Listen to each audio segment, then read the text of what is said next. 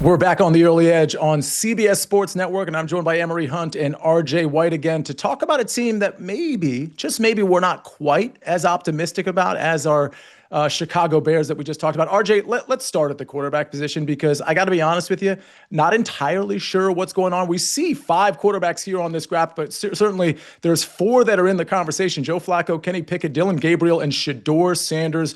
RJ, what's going on with this position, and what do you expect, I don't know, week 1 or throughout the season? Yeah, we were saying they should have a big wheel on the sideline and just give each of them a quarter of play and spin the wheel to see who gets what quarter. I think that'll at least bring some excitement to Cleveland this year. Now, I think Flacco gives them the best chance to win, but I don't know that that really matters this year. I don't think that they believe they're going to be competing for a Super Bowl. Things seem to be geared toward 2026, especially when you pass up the chance to draft Travis Hunter, you move down, and then you pick up an extra first rounder next year. So I think that this year should be about finding not your quarterback 1 probably, but your quarterback 2 for 2026 and moving forward. And for me, that means seeing what Pickett has in Stefanski's offense. And then when the rookies are ready, to give them their shot too and see which one of them makes the biggest difference. Maybe one will surprise you and you don't need a quarterback going into next year, but I'd rather see which one fits the best in the system of these 3 new guys and then have that be the guy I pencil in as my quarterback 2 for 2026. Yeah, Emory, I think there's so many different options here, including starting Flacco and just kind of going in thinking, hey, let's just see if we have a chance, see how things unfold through the first few weeks. But again, I agree with RJ that the Browns probably don't have too much of a chance. How do you handle this if you're the Cleveland Browns? The best option is to start Shedeur Sanders. If you thought Shedeur Sanders was QB1 or 2 at worst from August 2024 to April 30th, that tells you he's the best quarterback in the room. Flacco is old. Pickett is already hurt and will always continue to be hurt because he does that every year. And he has thrown, 15 touchdown passes in 4 NFL seasons. So, and then Dylan Gabriel. If you thought Shedeur was QB1 or QB2 from August 2024 to April 30th, then you thought he was already better than Dylan Gabriel. Dylan Gabriel, to me, is a QB2 in this situation. Shedeur is your QB1. And don't even bring up 2026, because everybody bringing up in 2026 as a quarterback option could have came out this year and didn't. So, to me, Shedeur is the best option, gives them the best chance to win. I'm just upset that they blew it by not taking Travis Hunter and Jimmy Horn to go along with Shedeur Sanders.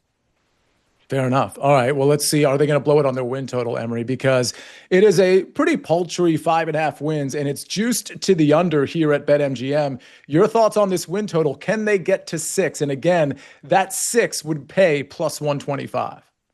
Yes, they're going to get to 6. I don't think they have the worst roster in the NFL. I like their defense, man, and they drafted really well this season. Mason Graham is going to be a big addition on the interior, thanks in part to having to worry about Myles Garrett, and he can get interior pressure as well. Then they drafted Carson Schlesinger out of UCLA. Fantastic linebacker. I just wish they were able to pair him up with JOK, who's out for the season, but that's a great pick. And yes, their secondary took a hit earlier in the week with Emerson going down for the season, but this defense is good. The running game should be better, although you hope Quinshad Junkins can get out there at some point in the season, but they do have enough backs to where they can be competent. You have Jerry Jeudy. I think this is a solid team. 2 good tight ends in Harold Fannin and also David Njoku. So I like the Browns to get 6 wins. I will say 6, but they're definitely going over 5.5. RJ, it feels like Emory's argument was great. It just feels optimistic to me. I know that sounds weird. Getting to 6 wins is optimistic. I feel like I'm on the other side, but how about you? Yeah, I think I am as well. I mean, the defense does have a lot of talent. They did have a lot of talent last year, and the offense just put them in no position to succeed. I think that could be similar to what happens this year. I can't see them getting to 6 wins with one of the toughest schedules in the league, which we just saw up there on the screen, and maybe the toughest first 6 weeks in the league. I think getting to 2-6 at the bye seems generous. And then after that point, they need to beat Tennessee and Pittsburgh at home and then win 2 of 3 at the Jets, Raiders, and Bears. Certainly not a murderer's row there. But I think a lot of those teams are at least as good as the Browns, if not better. I think the focus should be on evaluating for 2026, especially at the quarterback position. And I think that's what's going to happen down the stretch as they eye the number 1 pick. So I think the only way I look here is to the under, but at minus 150, that is a lot of juice to pay. So I'd rather play the more long shot props that I think we're going to talk about here in a second. Yeah, well, one of them is in Emory. You referenced, the Browns not being the worst roster in the NFL. RJ, fewest wins. If you apply that to the Browns here at BetMGM, it's plus 450. Is there a roster with a tougher schedule that you think is going to be sort of in that last place from a win total standpoint, or would you take the plus 450 on the Browns? Yeah, I think it's certainly in play for them to hit this prop with their schedule. I don't think the odds are good enough for me to back them at that number. Even if you just told me to pick who's going to have the fewest wins, I would probably pick them. The Giants just have just a tough a schedule, and they're at plus 700. So if I'm going to play the fewest wins market, I'm going to take them at the better value at BetMGM. The Browns are certainly in play at plus 450, I think.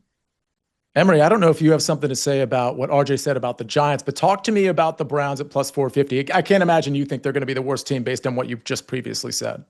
No, I don't think so. I don't think they're going to be the worst team. And we know the NFL is fickle. It's a week-to-week league. So I think everyone drafted well this year, but you look at some key pieces, I worry about the Titans defense. Can they get the pressure on the quarterback? So there are some issues with certain teams around the league that you can say, hey, they'll be vying for the worst record. Now, RJ could be right because the worst record this year, based on how teams have drafted and cultivated talent, could be what? 6 wins. So we'll see. But I don't think they're a 3-win team type of a roster are the Cleveland Browns. I don't believe that. Yeah, let me just say, I don't like the Titans this year, and I know you just brought them up. I took their over at plus money, their under plus money at 5.5 wins. I got crushed on social media for that, by the way. Titans fans were not happy with that. It's now moved to 6.5. I like the under there as well. I think it's minus 145, but I just wanted to point that out that I think the Titans are going to have some problems this year. But again, don't come at me on social media. You already did that. Emory, let me go to you on Kevin Stefanski.